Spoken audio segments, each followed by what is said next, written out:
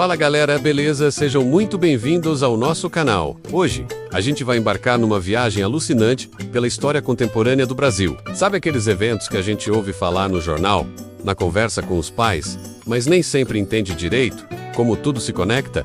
Pois é, vamos desvendar isso juntos. Nossa jornada começa lá no finalzinho da década de 70, com o Brasil ainda sob a ditadura militar. A sociedade clamava por mudanças, e o grito por diretas já ecoou por todo o país. Foi um movimento popular gigantesco, com milhões de pessoas nas ruas pedindo o direito de votar para presidente. Apesar da emenda não ter passado no Congresso, a pressão foi tão forte que abriu o caminho para a redemocratização. Em 1985, Tancredo Neves foi eleito indiretamente, mas infelizmente faleceu antes de assumir. Quem sobe a rampa do Planalto é seu vice, José Sarney.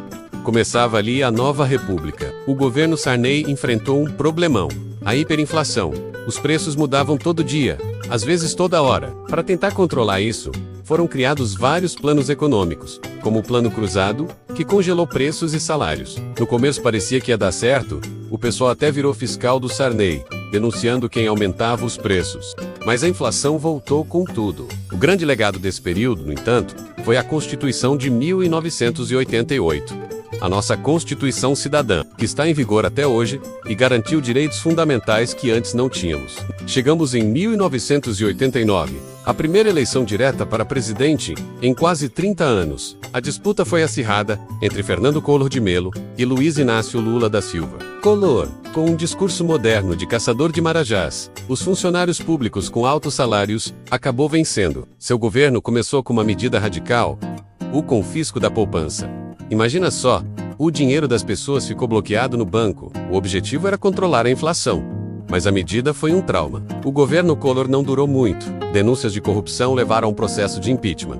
E em 1992, ele renunciou para não perder os direitos políticos. Quem assume é seu vice, Itamar Franco. É no governo de Itamar que surge a figura que vai mudar a economia brasileira: Fernando Henrique Cardoso, o FHC, como ministro da Fazenda. Ele liderou a criação do Plano Real. A ideia foi genial. Criaram uma moeda de mentira, a URV, que variava todo dia em relação à moeda antiga, o Cruzeiro Real, mas era estável em relação ao dólar. As pessoas se acostumaram a pensar os preços nessa nova unidade. Quando o real foi lançado de verdade, em julho de 1994, a inflação despencou. Foi um sucesso. Com essa popularidade, FHC se elegeu presidente no mesmo ano. O governo FHC durou 8 anos, de 1995 a 2002.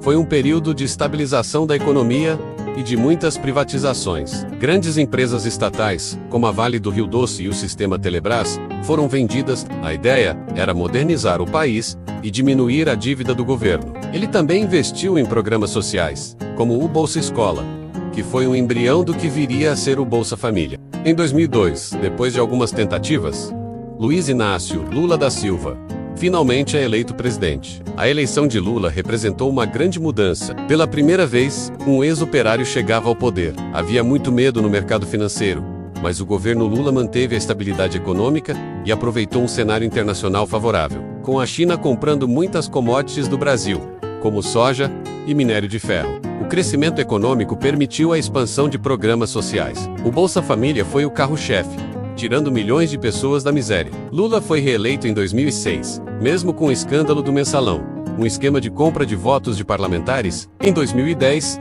Lula consegue eleger sua sucessora Dilma Rousseff, a primeira mulher presidente do Brasil. O primeiro mandato dela continuou muitas políticas do governo anterior, mas a economia já não ia tão bem. A crise internacional de 2008 começou a mostrar seus efeitos mais fortes por aqui. Dilma foi reeleita em 2014, numa das eleições mais disputadas da nossa história, mas o cenário já era outro. A economia entrou em recessão, e a insatisfação popular cresceu muito. E aí veio 2013, as jornadas de junho começaram com protestos contra o aumento da passagem de ônibus e se transformaram em manifestações gigantescas por todo o país. As pautas eram muitas: contra a corrupção, por melhores serviços de saúde, educação. Foi um momento que mostrou que a população estava muito insatisfeita. Parallelamente, ganhava força a Operação Lava Jato, que revelou um esquema de corrupção sistêmico, envolvendo políticos de vários partidos e as maiores empreiteiras do país. A combinação de crise econômica, insatisfação popular e os desdobramentos da Lava Jato criou uma tempestade perfeita. o Congresso abriu um processo de impeachment contra Dilma Rousseff, baseado nas chamadas pedaladas fiscais, que seriam manobras contábeis para maquiar as contas do governo. Em 2016, Dilma foi afastada e seu vice, Michel Temer, assumiu a presidência. O governo Temer foi marcado por uma agenda de reformas, como a reforma trabalhista e o teto de gastos, medidas polêmicas que geraram muito debate. Essa polarização toda e o sentimento antipolítica tradicional prepararam o terreno para a eleição de 2018. Foi nesse cenário que Jair Bolsonaro, um candidato com um discurso forte contra o sistema e focado em pautas de costumes e segurança, foi eleito presidente. Seu governo foi marcado por uma forte polarização política, pelo enfrentamento à pandemia de Covid-19 e por uma agenda econômica liberal. E assim, de forma bem resumida, chegamos aos dias de hoje.